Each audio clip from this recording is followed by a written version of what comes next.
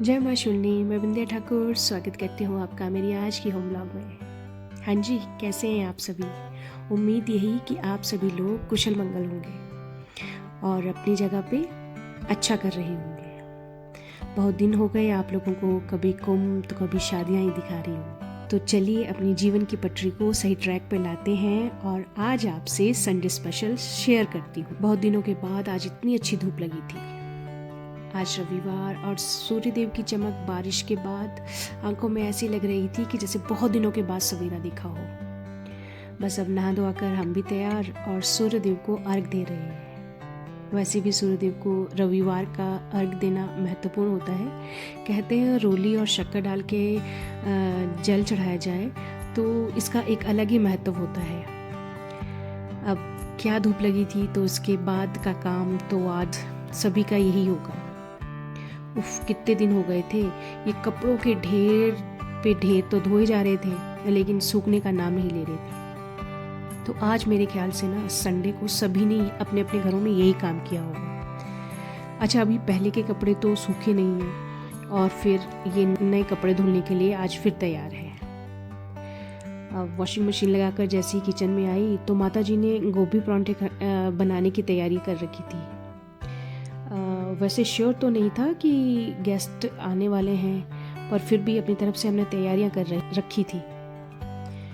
और तैयारियां हमारी ऑलमोस्ट पूरी हो चुकी थी, पर कुछ समय बाद पता लगा कि गेस्ट नहीं आ रहे हैं। चलो, गेस्ट नहीं आ रहे तो क्या हुआ, हम तो परांठे खा ही सकते हैं गर्मा गर्म। सबसे पहले औरों को खिलाया और अब मेरी बारी। अच्छा, ब्रेकफास्ट के साथ ही लंच की भी तैयारियां कर ली थी मैंने। मिक्स दाल को तड़का लगाया और बस सुबह ब्रेकफास्ट इतना हैवी हो गया था तो ज़्यादा कुछ गुंजाइश थी भी नहीं वैसे। अब उसके बाद की बात बताती हूँ आपको। लाडो ने ना फेस पैक बनाया और बोली कि आप भी लगाओगे, तो के मैंने भी लगा लिया। हमारी बातें भी चल रही थी कुछ। अब किचन में दोनों शैंक फुल मेरी फाइल से, मतलब बर्तन। मैंने इशारा किया चलो अब इनका भी फेशियल करते हैं। तो कहने लगी फेशियल के चार्जेस भी होते हैं। मैंने कहा ओके, अब बाद में ले लेना।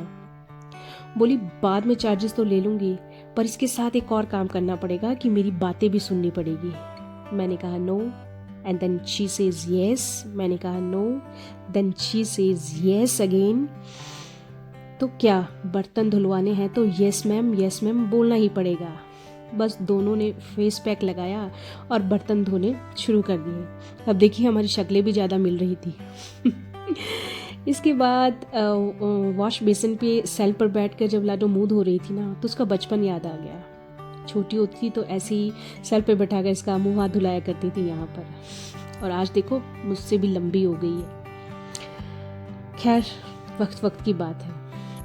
अब सुबह जो कपड़े सूखने डाले थे वो सूख चुके थे, उनको उठाया और अभी देखिए पूरा बेड कपड़े हो गया।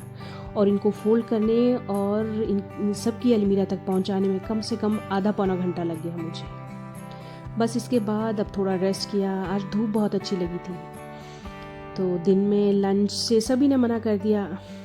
अब लंच स्किप किया तो शाम को तो चाय के साथ भूख लगेगी ना। ऐसे में पिताश्री लाडो की डिमांड पर पकौड़े बना रहे थे शाम को। अब वैसे मेरा तो मन नहीं था, पर मुफ्त में मिठाई बटे तो मैं पीछे रह जाऊं, ये हो तो नहीं सकता ना। बस थोड़े ही खाए, ज़्यादा नहीं, पुदीने की चटनी के साथ। ये वही चटनी है जो शिवरात्रि को बनाई थी। अच्छा, आप पकौड़े तो खा लिए, पर ये दास्तान रसोई कौन संवारेगा आप, ये बताइए। हाँ, पता है मुझे कि मुझे अपना काम स्वयं करो तभी होगा। मैं भी इसे अच्छी तरह जानती हूँ। तो मैं अपनी दास्तान रसोई संवारती हूँ। आप तब तक ब्लॉग को लाइक, शेयर और कमेंट करें। अब मुझे दीजिए इजाज़त, कल नए ब्लॉग के साथ फिर आऊँगी। तब तक स्वस्थ, व्यस्त और मस्त रहें।